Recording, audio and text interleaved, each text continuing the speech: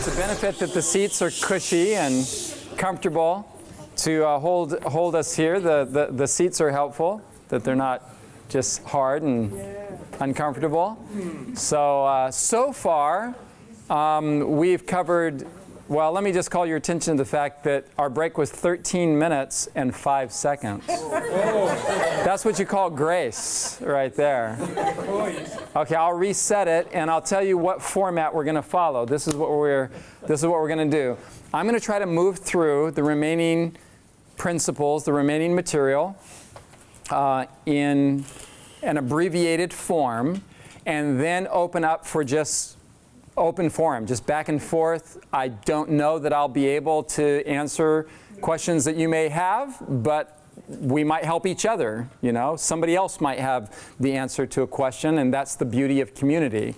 So at least if we spend a little bit of time with a Q&A or a Q&R session, we might be able to really gain some ground in our perspective for relationships in the future. So let's just launch right into it with a word of prayer. Father in heaven, it seems to us that you have created us and made us in such a wonderful way that we have minds to think and to rationalize and to engage in logic. We have emotions so that we can feel what others are feeling and engage in sympathy and understand one another's feelings. And Lord, we have the power of volition. We have the power of choice. We have free wills so that we can take the information, the knowledge that you give us and apply it. So please help us to understand with our minds, to feel with our hearts, and to apply these principles with our wills. In Jesus' name, amen. So this section is going to be called the 6 Secrets of Lasting Love. But I have an alternative title as well. And the alternative title is the 6 non-negotiables of lasting love. Non-negotiables. That is to say that if you take these 6 principles as a whole, you will discover that you can't remove any one of them without weakening the entire structure. Are you familiar, for example, with the concept of irreducible complexity? Okay.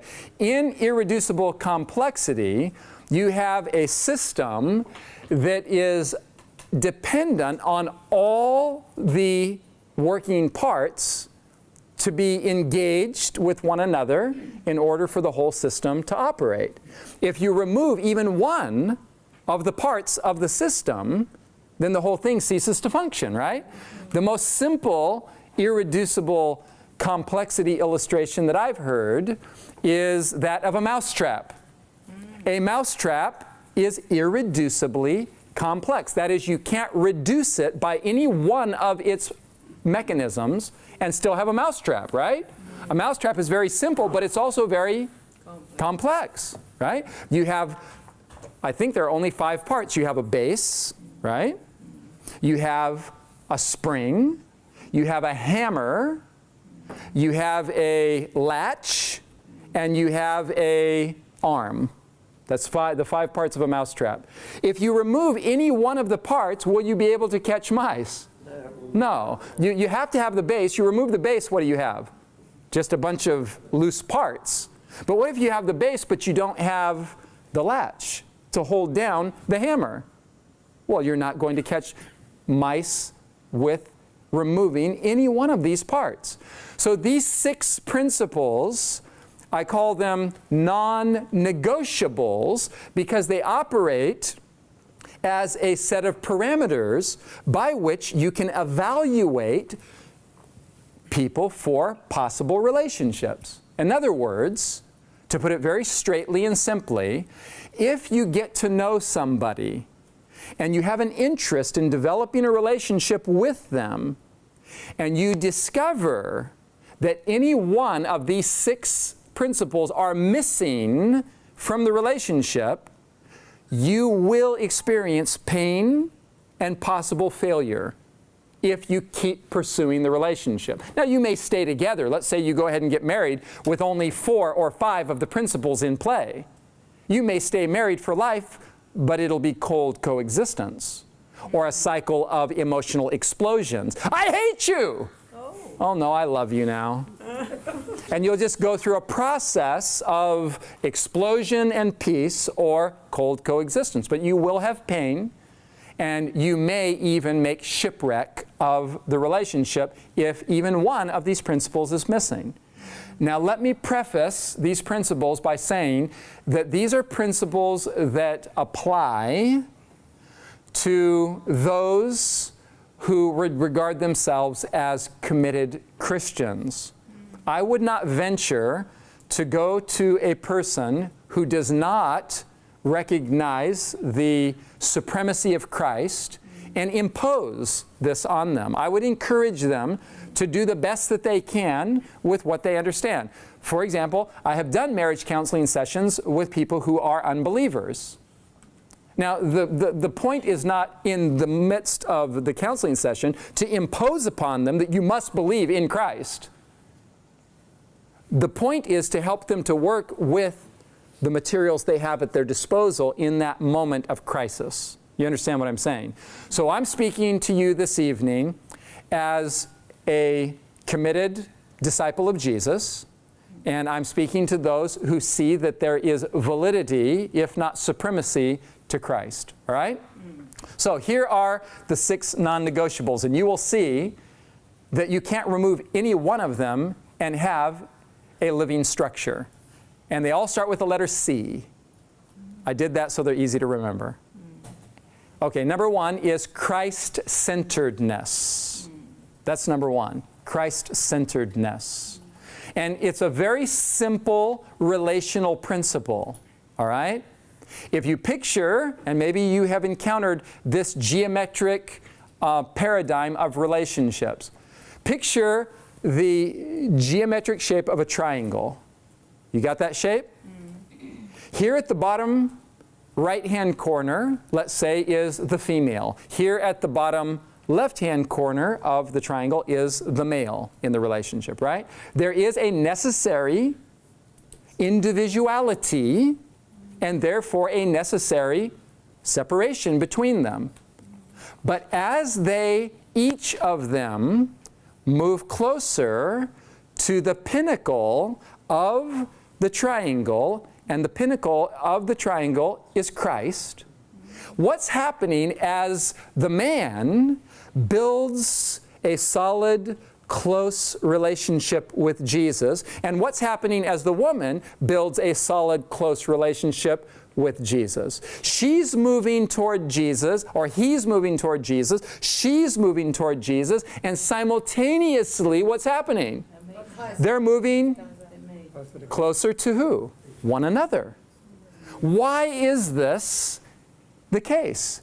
Because in Christ, there is something that does not exist in myself as a single, segregated entity. There is in Jesus the principle of self-sacrificing love. If you were to summarize, if somebody asks you, by the way, if they say, hey, well, what do you believe? Are you a Christian? And you say, well, yeah, I'm a Christian. By the way, I try not to say I'm a Christian, especially in America, in the United States, because everybody who claims to be a Christian isn't necessarily a Christian anywhere in the world. And Christianity has received kind of a bad name some places in the world because people are blowing up abortion clinics and picketing and saying God hates certain people groups, and it's all in the name of Jesus. So when somebody asks me, are you a Christian? I usually say, if I'm sitting on a plane and we're in a conversation and we're talking about worldviews or something, are you a Christian? I generally say no. I'm a disciple of Christ. I'm a follower of Jesus. Then it's of a more personal nature. It's Jesus. It's about Jesus. It's not about the institution of Christianity that has done all kinds of crazy stuff down through history, right? So then I segregate out from the big monster that is Christianity in people's minds, and they say, well, oh, so you're a follower of Jesus. Yeah, I'm a follower of Jesus. I don't necessarily believe everything every Christian church claims to be representing Jesus. For example, I will say to people, what do Christians believe about hell? And they'll say invariably, well, that God is going to torture people forever and ever. And I say, you see, I don't believe that. I'm a follower of Jesus. Christians in your mind believe that. I don't believe that. You see where I'm going with this? So Jesus, if you were to summarize, and then if you go to the next step and somebody says, okay, you're a follower of Jesus, what's that mean? Wrap practical language around it. Here's what I'll say. You don't have to say this, but I would recommend that you explore this answer, because I believe that it is the most succinct and beautiful answer that can be given. I'm a follower of Jesus, and what that means is what I see in Jesus, in summary, is selfless, other-centered love. So what do I believe? I believe in selfless, other-centered love as the primary principle of life and existence. That's the bottom line. And all of my doctrinal beliefs are an extension of that one principle. God is love, therefore I believe this. God is love, therefore I don't believe this. God is love, therefore I do believe this because it harmonizes with His love. But any doctrine that does not square with God's love, I reject as a false doctrine. That's why I don't believe in eternal torment, for example, and that's just one example. So, what does Jesus at the pinnacle of the triangle represent? Selfless, other-centered love. The more I engage my mind and heart and life toward that orientation, the better all my relationships are going to be. Because when I come to a situation where, for example, this is just one example, when I come to a situation where I have to choose between inconvenience or pain to myself, but if I don't endure that inconvenience, there would be pain or inconvenience for you. If Jesus is at the pinnacle of reality for me, and that represents other-centered love, I'm going to always incline to choose you and your best interest over my own.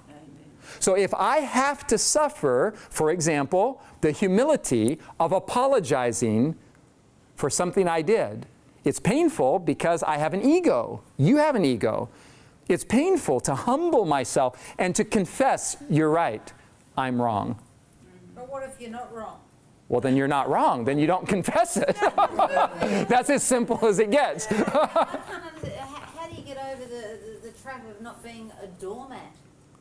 Well, always being nice, always being there for everybody, always doing the right thing, always. Yeah.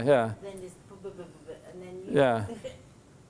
Exactly. What are you when Right. you just do Yeah. everything for everybody else? Yeah. I totally resonate with that. I watched my own mother go through that for years and years and years. She was a punching bag for a man who claimed to be her husband. So I grew up watching my mother 3-4 times a week be beat bloody and thrown on the ground, kicked, beaten, thrown against the wall, while we as children were forced to sit there and watch the whole ordeal. And if we got up to leave, then we ourselves were in trouble. So I watched that scenario unfold. And in that scenario, as I grew up in it, there was a point at which my mother worked up the courage to understand that it was the right and best thing to do to say no. You're not going to treat me and the children this way anymore. And she left. And she should have, and she did the right thing. So love does not dictate like in every circumstance, or trust, or loyalty. For example, I had a woman come to me recently and she said, okay, you're talking about the love of God and you're talking about the principle of forgiveness. And I said, yes, that's what I was talking about. It was in a different message, not this subject. She said, but I can't forgive my dad after what he did to me. I say, well, what do you mean you can't forgive him? What did he do to you? And she explained to me in the briefest of ways that he was severely abusive to her as a young girl. But her father was now saying to her, you claim to be a Christian, you have to forgive me. So he was using that leverage on her. Now watch this though, I'm just gonna work this out with you. He was saying, you have to forgive me, and that means that every Tuesday night I want to have dinner with you. And you need to get over this, and I want to be able to babysit your children. Well, he had sexually abused her. So she had equated in her mind forgiveness with trust. And I said, wait a minute. Forgiveness is not necessarily trust. Forgiveness sometimes doesn't even involve liking someone. And so I made it very clear to her. I said, listen, it's possible for me to forgive somebody and not trust them. It's possible for me to forgive somebody and call the police on them. It's possible for me to forgive you and testify in a court of law to put you in jail. It's possible for me to forgive you and not even like you. Because forgiveness isn't a warm, fuzzy emotional feeling. Forgiveness is a principle in which I decide to not be dominated anymore by hatred of you. So I can give it over to God and say, God, I have no control over this, but he or she is not going to control me anymore either. I don't trust him. I don't trust her. I don't even like him. And I don't want him babysitting my kids. And I don't want to have Tuesday night dinner with him. But I say to her, I say, so she says, I can't forgive him then. I say, wait a minute. Do you wish that your father would see the heinousness of what he did to you for what it really was? And she said, yes. I said, so you want him to know and register and to realize it for what it really was, right? She said, yes. I said, okay, let me take it a step further. Do you wish that he would not only see the heinousness of what he did to you, but do you wish that he would so deeply abhor what he did to you that he would never do it to anybody else? She said, of course. I don't want anybody else to experience what I experienced. I said, let me take it one step further. Do you not only wish that he would see it for what it is, right? That he would never do it again to anybody else, but do you also wish that he would be so radically separated from that thing that not only would he never do it again, but it would become foreign to him, and that he would be able to be a completely different person than the one who did that to you? And with tears in her eyes, she said, yes. And I said, listen, I looked straight in her eyes and I said, listen very carefully, you have forgiven him. That's forgiveness. You don't have to like him. You don't have to trust him. You can't trust him. Definitely don't let him babysit your kids. You don't like him. You don't trust him. But just give the burden over to God. You have no control over this. Say, God, lead him to see this for what it is, to repent and to change, even though I can never trust him again in this life. Right? And then be at peace about it. But that's not our subject tonight, and that's way off course. So, backing up now. Sorry. Oh, don't be sorry, because I wouldn't have ventured into it if I didn't feel it was important. It's an important subject. Okay, so the first principle is Christ-centeredness. As I draw close to Jesus, I'm drawing close to the principle of other-centered, self-giving love. As my wife, Sue, her name is Susan, by the way, as she draws close to Jesus, she is taking on board the principle of other-centered, self-giving love. Consequently, we see each other differently. Now, when push comes to shove, I choose her best interest and she chooses my best interest. Not consistently, because I'm kind of a jerk sometimes. But she, consistently, we've been together, by the way, just so you know, We've been together since she was 13 and I was 14. We didn't get married that young because it wasn't an arranged marriage. But we got together. She was 13, I was 14, and we became friends, and we've been together ever since then. And so what I'm sharing with you is not only what I've learned in Scripture. What's that? How old are you now? How old am I now? It's obvious, isn't it? I'm 29. No, I'm 49. Just double the number. Okay, not quite double. 49. That's why I got this pain in my back. And my left foot yesterday was really giving me some problems. Very young. Okay, so anyways, that's not the subject. The subject is that as I draw close to the Lord and she draws close to the Lord, that Christ-centeredness gives us stability to our focus. It's not about me. It's about Him, and therefore it's about her for me. But for her, it's about Him, and therefore about me. Do you see how that works? That's the geometry of love. Love, geometrically, is a circular motion. It's me reaching outward, and it's her reaching outward. So there's a circle that is formed of other-centeredness. So principle number one, non-negotiable number one, is Christ-centeredness. Jesus said, I am the way, the truth, and the life. So in Jesus Christ is found the ultimate principle that gives success to relationships. Principle number two, secret number two, is character. Do you know what character is? When I say the word character, what does a definition come to your mind? No. Nothing? It's not a word that you're familiar with? How about this word? Integrity. Honesty. What's integrity? Honesty. The outside is the same as the inside.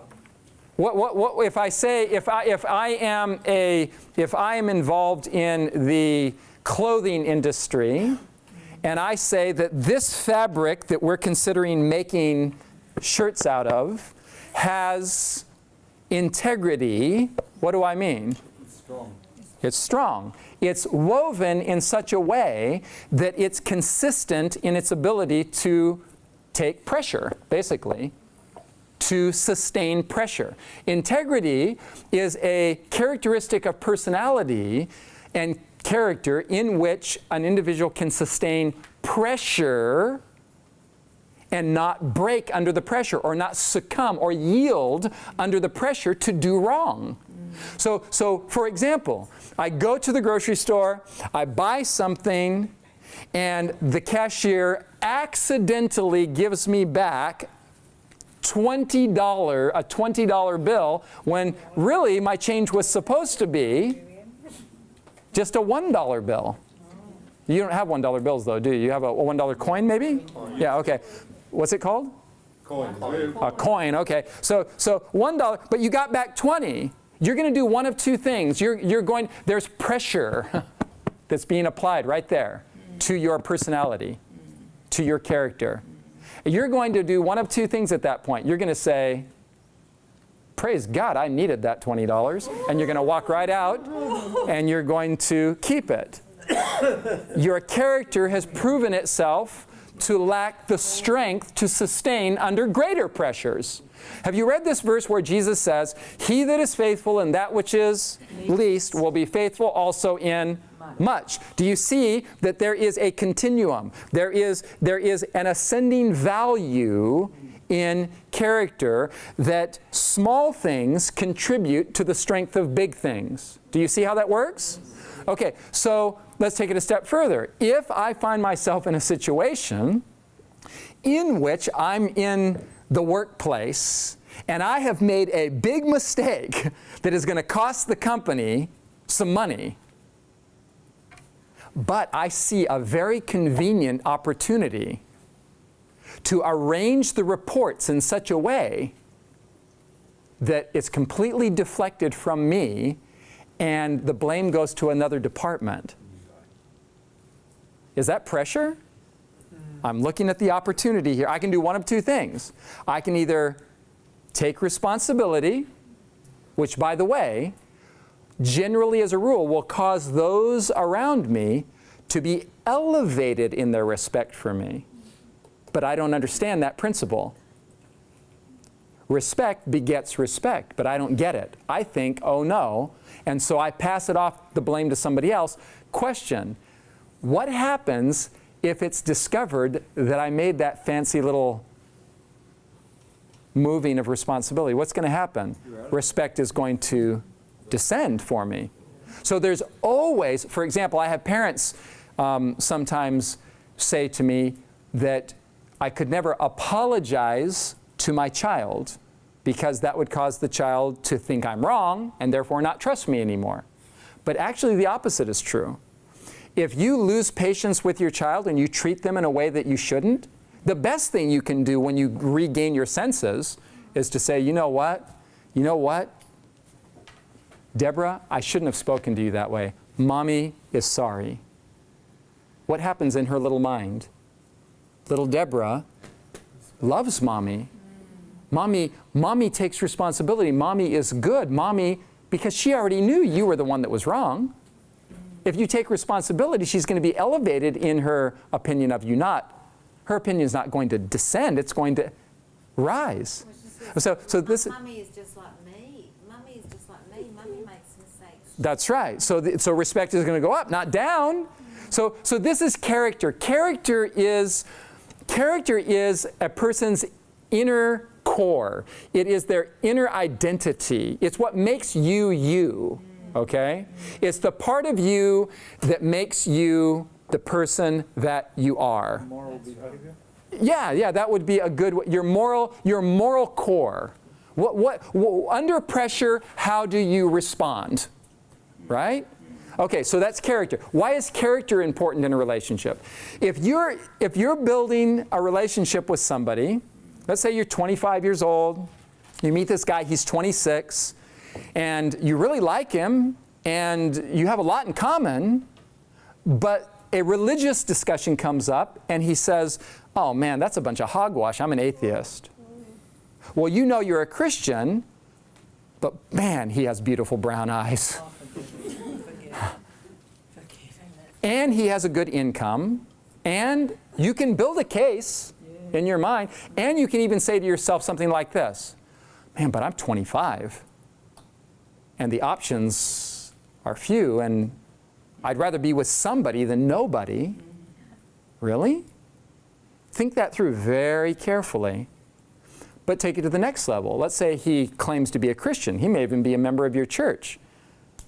And you're growing in the relationship, and all of a sudden, you discover that this guy cheats on his tax returns in order to get money that doesn't actually belong to his bank account. Or let's say this, for example. You're invited to his house and you're having dinner, and his mother says something to him at one point, and he looks at her and rolls his eyes and he says, Mom, shut up. Oh, no respect. So you should pay attention, right? You should pay attention always to how a man treats his mother and his sisters. Guaranteed, even though he's on his best behavior right now because he wants you, 2 years, 3 years into the marriage, he will go the path of least resistance in his character. He will. Every man will ultimately treat his wife the way he treats his mother and sisters.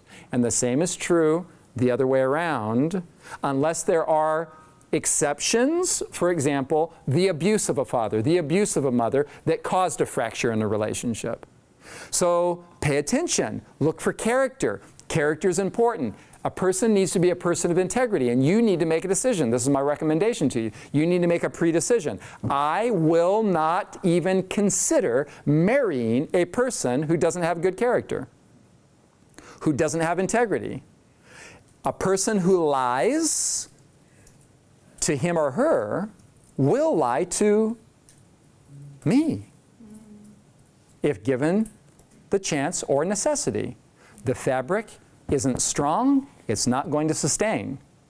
So that's non-negotiable number 2. Non-negotiable number 3 is, and I love this one, compatibility. Give me a synonym for compatibility. When I say the word compatibility, you say? They get on well They get on well. That's a whole sentence. I was looking for single words. That's good, though. They get on well. That's good. What is compatibility? Unity. What is the word you said? Compromise. Compromise? Okay, that's a part of compatibility. What are you thinking? Harmony. Harmony. That's a good one. What about this? What about friendship?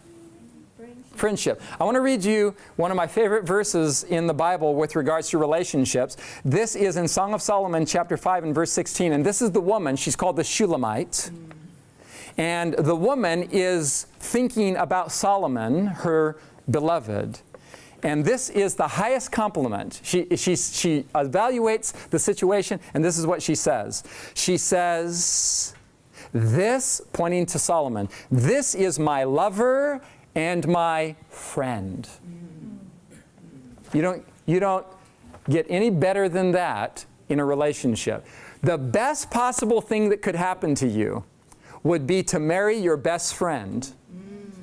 Best thing that could happen to you would be to marry somebody with whom you have romantic chemistry, but also friendship.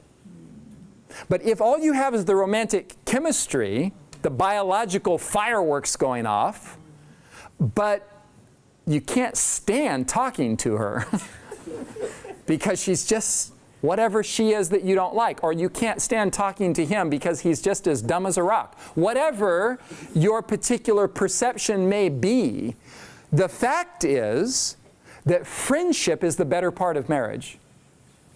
Listen, you may be attracted to somebody on the basis of physical chemistry and the fireworks of hormones and the physical attraction and the hotness factor, okay? Wow, you are good looking, and I could spend my life with a body like that. If that's what you're thinking in your mind, number one, you're very shallow. Number two, if you're thinking that way, here's the truth of the matter. No matter who you marry, and no matter how good looking they are, they're going to get old. Yeah. And when people get old, weird stuff begins to happen. Before you know it, your hair's falling out. Before you know it, your teeth are falling out, and you have to get teeth that you keep in a jar by your bed at night. That's it. Before you know it, you begin getting little bulges, and stuff starts to go places and do things that it ought not to do. It's called entropy. Yeah, it's called entropy. Things begin to happen. We get old. How many of us get old? All of us. All of us get old. If we're lucky. If we're lucky. Everything is going to change. And here's the beautiful thing. If you're married to somebody of whom you can say, you are my lover and my friend, the strength of that relationship is that you can grow old together. And when you are old and all you can manage to do is with a little bit of momentum, get out of bed in the morning, walk to the next sitting device and sit down. If that's all you can do, and you just look across the sofa, do you call it a sofa or a couch here? You look across the whatever, and you say, you with your gray hair and all those wrinkles are the evidence of the beautiful relationship we've had together raising our children into adulthood. And you are still beautiful to me, and I just love sitting here with you with our aches and pains together, and pretty soon we're going to die. Yeah? But I still like you, baby. If you can grow old together, both loving and liking one another, there's nothing better than loving and liking. My lover and my friend. That's compatibility. Compatibility means you enjoy the other person's company. Hey, what do you want to do today? Let's do something together. You would enjoy the most mundane of activities with them. A 500-mile drive across the state, and you'd be happy just hanging out with them. Just sitting in a restaurant and discovering some good new Mediterranean food together. Going in the kitchen and making something together. Reading a book together. These are the simple beauties of life. Listening to music together. Watching a movie together and saying, wow, what did you get out of that? Do you see what I'm saying? The simplicity of enjoying one another's company. That's compatibility. You got to find somebody, and it's a non-negotiable. You can look at somebody and you can say, listen, you're Christ-centered. I know you're a good person and you love the Lord. You have good character, but your personality annoys me. So you're not an option. That's right. Right?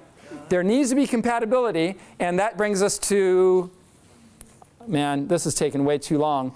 Okay, so we're going to move a little bit faster here. The next one, number 4, is communication. It starts with a C. It's easy to remember. So we got Christ-centeredness. We got character. We got compatibility. And what do we have now? Communication. Now, I want to tell you something about communication, and this is so important. Communication is all about understanding. Communication is not all about talking. When I think of communication, I shouldn't think me saying what's on my mind. When I say the word communication, I should think me understanding what's on your mind. That's communication. Now, if I engage in the process of a relationship with you, and I hear you, I understand you, I'm leaning in, I want to know what you think, what you feel, communication is going to occur. Do you understand the difference between entering a conversation to be heard versus entering a conversation to be understood? Do you understand the difference there? Okay, so sometimes communication involves silence, doesn't it? What are you doing when you're silent? You're listening. You're saying, I want to know what you're thinking. I want to grasp your feelings. Please help me understand where you're coming from. Even if you have an argument or a difference of opinion, I still want to resonate. I want to understand where you're coming from. That's communication, and it's vital to have good communication. The second thing I want to say to you about communication is, and this is so important, is that a large percentage, some people say as much as 80% of all communication is nonverbal. I don't know what exact percentage is nonverbal, but most communication is nonverbal. For example, if you and I are in a conversation and I roll my eyes, have I communicated even without words? Yes. What have I said if I roll? Do you roll your eyes in Australia? The United States, in the United States, in the United States, people just roll their eyes all the time. And here's in the United States right now, they did a poll asking people, what's your least favorite word? You know what? The least favorite word, the most hated word in American culture right now is Whatever. How did you know? Did you read this? Yeah. Yeah. That is, in fact, the most hated word. Whatever. What does whatever mean? It means I don't care. It means I don't care. Whatever. You can't even say whatever nice. You can't say, whatever. You can't. There's no way to redeem that word. You can't say whatever in a good way. Whatever means I don't care. And that is the worst thing you can communicate in a relationship. I don't care. So communication is about understanding and being understood, number one, and communication is also about the way we communicate without words. What other ways can you think of to communicate without words? Actions. Actions, like lots of actions. Like what would you regard, how does this communicate? Let me give you an example. You haven't seen one another for 15 hours. It was a very long day. And you walk through the door, and he was home before you. And it's this simple. There's a yellow Post-it note on the counter by your sink as you walk in to unwind, and it just simply says, hope you had a good day. Does that communicate? Yes. Wow, it communicates. Communication involves conveying to the other person that they are of significance and value. That's what it's about. Whether you're good with, some people have said to me, well, I'm not a verbal person. And it's true for most, the stereotype again, the average woman speaks, or the average man speaks 10,000 words a day. And by the time he gets home, he's done. He's already said his 10,000. Right. The average woman speaks 20,000 words a day. And she gets home and she's just getting started. So here's the thing. I did a marriage counseling session one time with a man and a woman who'd been married for some 30 years. And she said in the marriage counseling session, he doesn't love me. Yeah, that's right. He doesn't love me. And he said, yes, I do. And she said, how would I know that? And he said, I told you. When did you tell me? You don't remember? No, I don't remember. When did you tell me? Seriously, you don't remember? No, I don't remember. And this is the joys of marriage counseling. You just sit back and just go, whoa. Just take notes and learn. Seriously, you don't remember when I told you? No, I don't remember. He said, I did. I know I did. Well, when was it? 30 years ago. Oh. When I proposed to you, I told you, and it still holds true. I haven't changed my mind. Really? Really, dude? You know what I did in that session? I said, ma'am, would you please leave the room? She just had to leave. And I had to talk to my brother. Say, listen, you are dense. You need to get a grip here. She needs to know something, and you're withholding it from her. Who's your brother? Well, no. In the same sense that all human... That's right. Okay, yeah, no.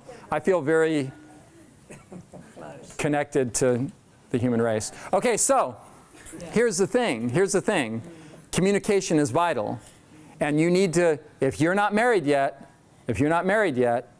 you need to be looking for somebody with whom you can have decent communication.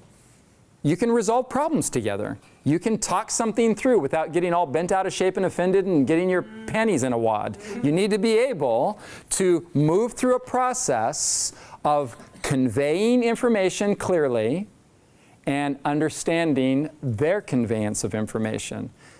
Communication. Number 5 is commitment. And this is a hard one in our world today. I say commitment in the sense that Jesus spoke of it in Matthew chapter 19, verse 6, where he said, what God has joined together, let no one separate. When I say commitment, I mean entering the sacred matrimonial tie with an understanding that this is for life. Now, somebody immediately will say at that point, well, what if it's not for life? No. We're talking about the beginning here. We're not talking about, finding out 10 years later that you married a mass murderer. Yes, you need to get a divorce. We're not talking here about 20 years into the relationship, you've had one beating too many. Yes, you need to leave. We're not talking here about multiple affairs. We're talking here at the beginning. At the beginning, what's the frame of mind with which you enter marriage? This is for life, right? So you make a commitment. You don't, right now, where I'm from, in the United States, people are entering into contracts. 5-year, 7-year, 10-year contracts. And at the end of 5 years, 7 years, 10 years, we'll reevaluate and decide whether or not we want to sign for another 5 years or another 7 years. So it's a business deal that is negotiated. In other words, rather than until death do us part, the commitment is until you begin to annoy me. Until I don't like you anymore. But here's the thing. This is a law of human psychology. That when something is so far beyond the possibility of attainment, the mind ceases to long for it. It's a law of human psychology. If you shut the door to the idea of divorce, you will get creative and put forth extraordinary effort to save a marriage that's going bad. Yes, there are times when you can't save a marriage. But you don't enter the relationship with semi-commitment. You don't enter the relationship with the idea of, hey, you know, I'd be happy to spend the next 10 years with you. So let's have a prenup to make sure that I don't suffer when we finally part ways. That entire mentality is setting the couple up for separation and failure. So you need to marry somebody who believes that marriage is for life. That it is a lifelong commitment till death do us part. Then you'll be marrying somebody who will go out of their way to seek solutions when problems arise. All right? That's commitment. No idea Yes, ma'am. that in America that they were doing this, like... Oh, they're doing all kinds of stupid stuff in America. Yeah. But I didn't know that. Yeah. Yeah. It's marriage is on its way out of vogue. But you're equating this now with Jesus, aren't you? What you're saying. Yeah. That's right. Okay, the final one, and we want to have this final one real quick because we want to have a little bit of time, if there is any time, to just chatter a bit. Number 6 is chemistry. That's the final C, and it's the last one for a reason. Because in our world, it's the first one. And we've got the whole thing discombobulated and upside down. Do you have the word discombobulated here? No. Yeah. Discombobulated. It's cattywampus. It's upside down. It's inside out. Yeah. We've got the thing completely turned around. We think that if there is chemistry, by which I mean sexual attraction, if there's chemistry, we think, wow, we're made for each other. That's right. Well, maybe not. Do you have good communication? You can have chemistry, you can have sexual chemistry with any number of people. In fact, you would have sexual chemistry with nearly anybody on the planet if you were left alone long enough on a desert island. Here's the fact of the matter. Physical attraction and sexual chemistry is only one part of the complex composite of what makes a relationship good and makes it work. You have to have Christ-centeredness, character, compatibility, commitment, communication. If you don't have those things, but you're just in love with her pretty blue eyes and that $1 million smile and that incredibly athletic figure, you're in for trouble. If the relationship is based on chemistry, you're in trouble. You should not even consider marrying somebody simply because you have good physical chemistry and attraction. That is 1 in a list of 6. So all of these 6 need to be in place, and chemistry needs to be there as well. It is among the 6. You definitely should be attracted to the person you marry. Right? You don't want to get married, wake up one morning and go, ah, what did I get myself into, right? The fact is, though, and we need to keep this clear, beauty is subjective. It is subjective.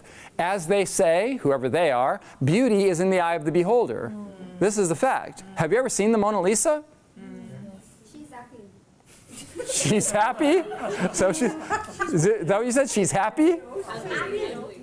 Oh, yeah. But to Leonardo da Vinci, in that culture, in that time, he said, I'm going to paint a beautiful woman, and that was it. But here's the thing about beauty. What our definition today is of beauty isn't necessarily the definition of beauty in every other culture in the world right now, nor in every other time. I mean, we've got some weird stuff that's being passed off as beauty. Look at the sickly, skinny, emaciated, near drug addict looking models that are being paraded before us as if that's the definition of beauty. Don't buy it. Anorexic.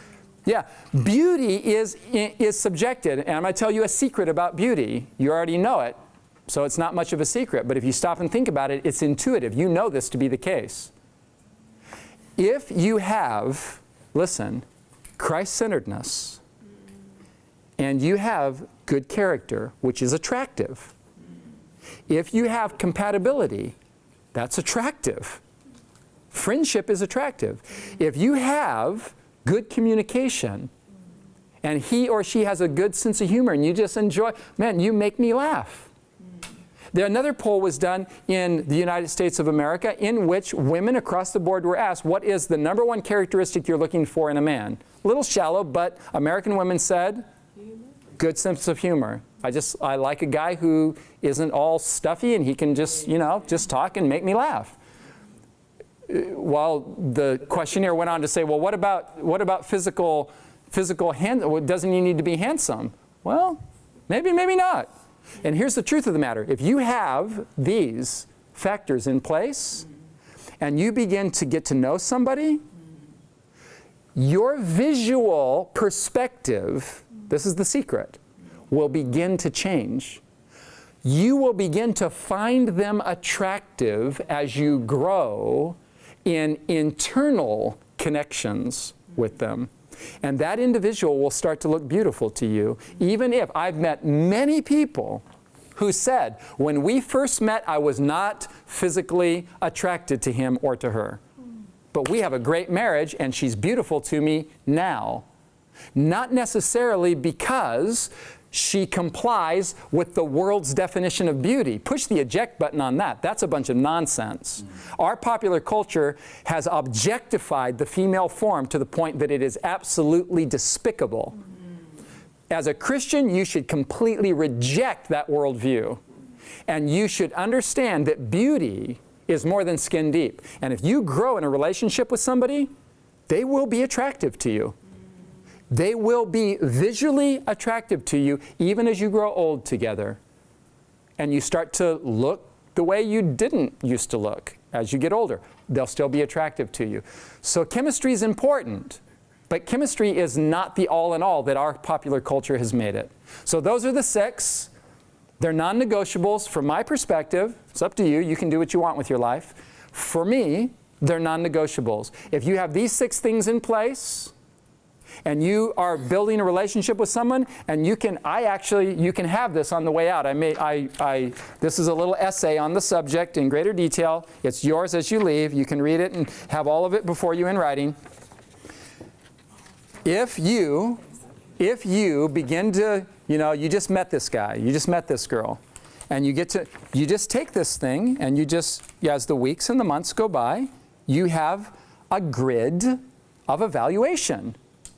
You can ask yourself concrete questions by which to assess the situation.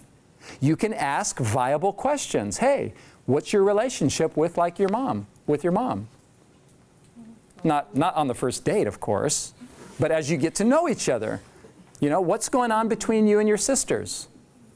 I'd like to know, a few months down the road. If you start seeing bad signs, bad character, just say, hey, I'd like to be friends with you, but I don't see this going anywhere. Have the courage to be willing to be alone. Have the courage to be willing to not be married. And the moment you make the decision that you're looking for something specific, your whole horizon will open up and you'll know what you're looking for, because like attracts like. But if you get all nervous and antsy and thinking, I'm 24, I'm 25, I'm 26, I'm 29, I got to get married, I guess he'll do. No. You'll be better off eating your pizza alone. And having good relationships with your girlfriends, or if you're a guy, with your guy friends. Just enjoy life with multiple different relationships and let it narrow down. And if in the process of life somebody meets this criterion, you know that you have a green light and you can go forward.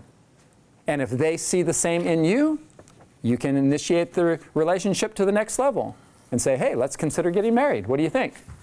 And start talking about it more seriously. So that's my perspective for what it's worth in 2 brief presentations. Any thoughts you have now? And we have 10 minutes before this is over. So any thoughts you have? Questions? Is there anything you want me to clarify? Did I make anything more confusing than it should be? Is there anything you'd like clarified? What can you do with someone who you think is a bit blind? to, you don't mean physically blind, you mean I mean blind to, you know what I mean. Yeah, not- blind to what though? What? Well, It depends on what they're blind to. If they're blind, Lots of things, all sorts. lots of things. Lots, yeah. Yeah. Well, I would try to sharpen their vision. How do you do it? Communication. Hey, I read this good book. I think you should read it too. In fact, I really think you need to read this book. Yeah. Share things, have communication, go back and forth. And if they continue to be blind, well, then you say, it was nice knowing you. And you just move on. And you start considering somebody else. If you're in a relationship that's going nowhere, the best thing you can do for yourself right now is end it.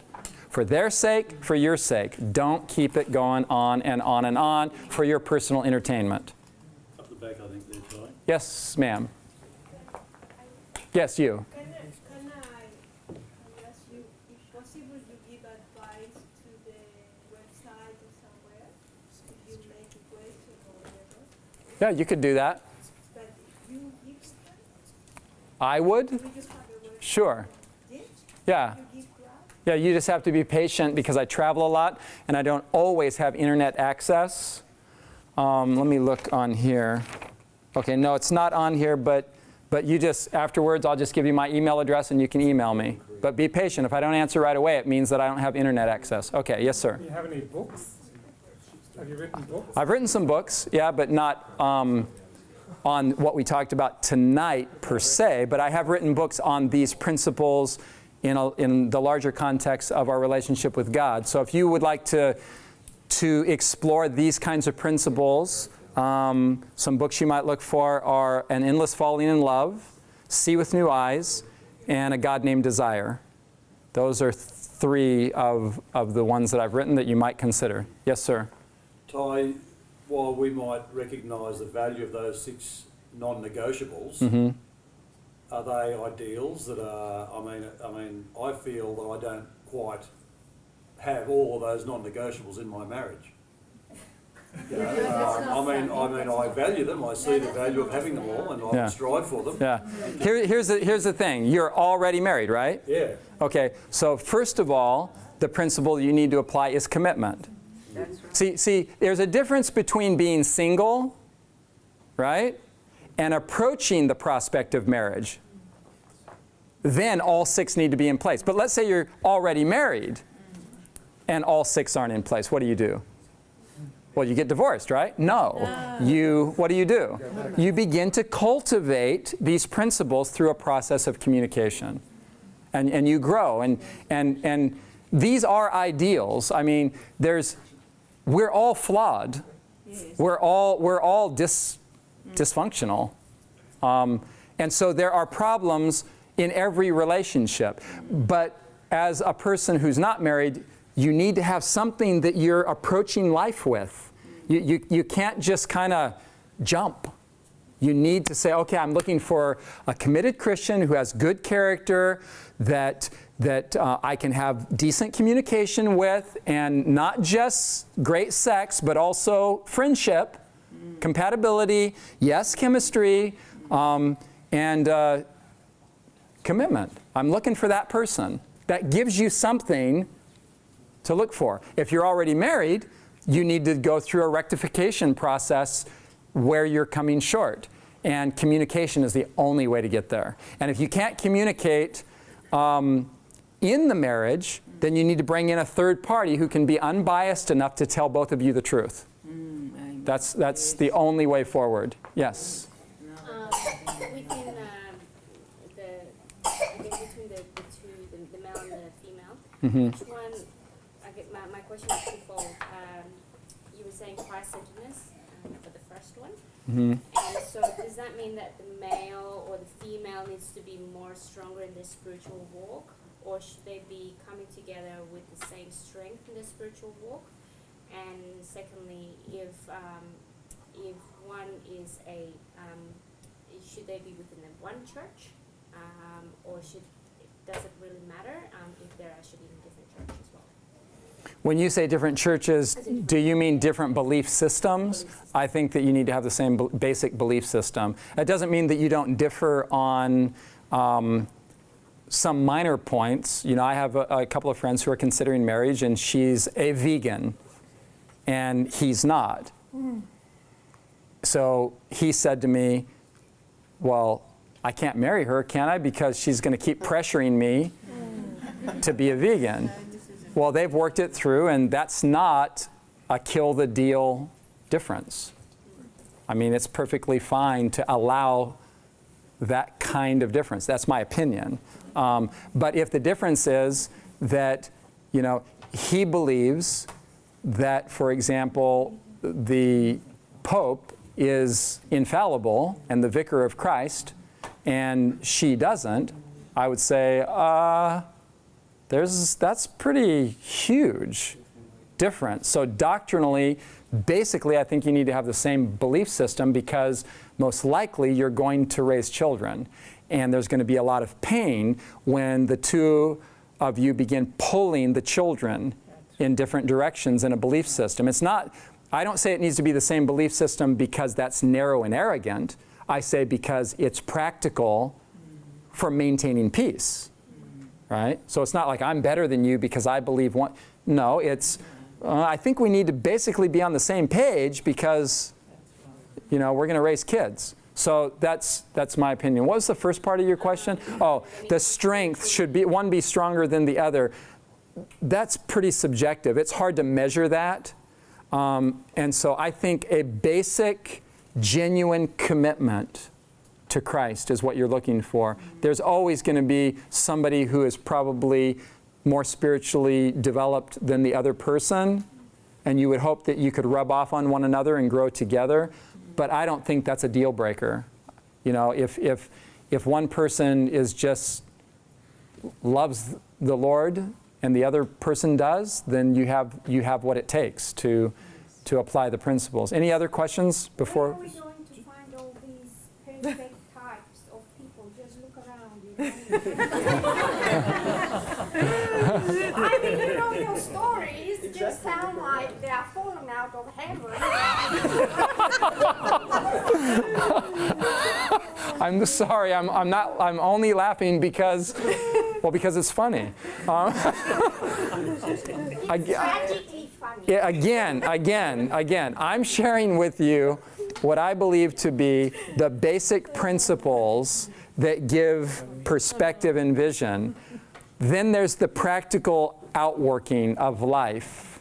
And so I think, for example, you need to have some play. You don't say, well, he loves the Lord, but he's not spiritually strong enough. No, he loves the Lord. Versus, he's an atheist and I'm a believer. That question comes into play when I said there is a place, and this is hard to say, but I'll just say it. There's a point at which I think it's important where there is a hierarchy of priorities. And if my commitment is first and foremost to the Lord and to having good integrity and character, then there's a point at which I have to be content to be single. Not because I want to be, but because that's a peaceful state of mind that allows me to broaden my perspective and to see new options in life. So I want to be married, but I'm not going to be anxious about it, and I'm not going to lose sleep over it. I'm going to build the relationships I have with good people around me.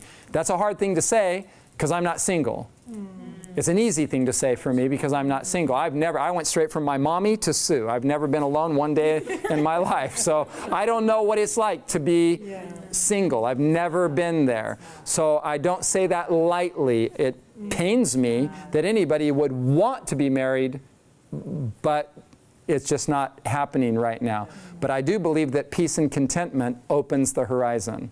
So that's where I would go with it. But I'm sorry I don't have a better answer than that, because it's a good question. This horizon, would you be able to give us a few ideas? Yeah, other relationships that aren't necessarily of the marriage type. Mission work, a good girlfriend that you enjoy hanging out with. If you're a guy, a good guy friend that you enjoy doing things with, that could take you to other places socially in life. For example, I have a couple of friends who, one of them is single, the other one is married, and this guy wants to be married, but he's not, but he lives in a very small social circle. And for a long time, he was just kind of just cloistered in this loneliness and this just being alone. But then, through encouragement, he began to say, forget that. I'm just going to hang out with my buddies. And he went on that led him to go on an annual ski trip. To meet people he never even would have met, just because his social circle expanded through other relationships. And that's where he met his wife, on a ski trip in a foreign country. So that's what I mean.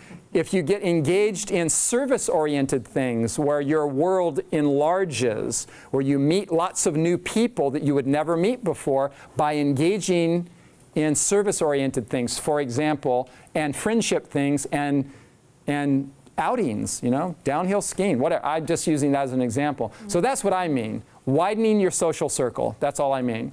And there's just more people, more faces. 1 second, Joe. At the back there's a guy with a question first, I think, behind the door. You got a question? Me? Yep. Yeah, I was just going to say that without that being said, would it be safe to say then that all of these 6 things would be good things to have for us as persons? Oh, yeah. Before trying to be that person for someone. Yeah, and that's what I meant when I said like attracts like. If you are a person of integrity, you're going to tend to magnetize people who are also of that character. You just attract what you're like, Okay, similarities attract. Yes, sir. You mentioned before about chemistry, like, between man and female. What about chemistry in the sense of humour? Like, you got to, when you mentioned before, like, you want someone to make you laugh. And you just mentioned then, like, you hang out with your buddies or hang out with your female. I find that, it's, because I'm single, but I'm fine. Because I have male and female friends. Yeah, and you ought to. When I hang with the female friends, it's nothing, it's not, we know where we stand. Yeah. But you can muck around, like yeah, that's right. That's who I am. Yeah. Just like to yeah, and that's positive and it's healthy. Someone that puts me in stitches. Yeah. Yeah, me too. Yeah. You know what I mean? Like my wife has a dry sense of humor, and she says things that are fundamentally not funny. But because of her personality, it is funny. And if she ever says something that as soon as it comes out of her mouth, she knows it's not funny, she'll say, she has this stupid thing she says where she slaps her leg, and she says, "I crack myself up." And it always makes me laugh. It's the stupidest thing in the world. I don't know why it makes me laugh, but it does make me laugh because what she said wasn't funny. But what I mean by the chemistry, like chemistry can be like, it can be sexual, it can be... Like, yeah, it could be personality chemistry. Yeah. That's sort of where I tend to lean. That's good. I think that's a healthy place to be. That's a good place to be. Okay, anybody else? Yeah, last opportunity. We're running out of time now. Are we? Why, is this closed or something? We have a limited time frame in here. Yeah. Okay. They're going to kick us out. If we're not careful, yeah. We're not quite there yet, but we have to be mindful. Okay, anybody else? Thoughts, questions, insights, whatever you'd like to say? Okay, hey, thanks for your time. Let me say just 2 things before we close. There are boundaries. Okay, he said we're done. I'm sorry, I can't. He has this authoritarian bearing. Okay. Okay, just 2 things. Number 1, this is, I would encourage you to take this and read it. Yes. There's enough people here, I think you can just photocopy it and give it to your friends if you want to. Secondly, if you want to explore other material along these lines, you could just go and listen to a lot of material at lightbearers.org. And I would encourage you to also look at digma.com. It's a library of short videos that we're producing on a number of different subjects. They don't take a big commitment. They're only like 5 to 7 minutes each, and you can share them with your friends. Thanks for your time.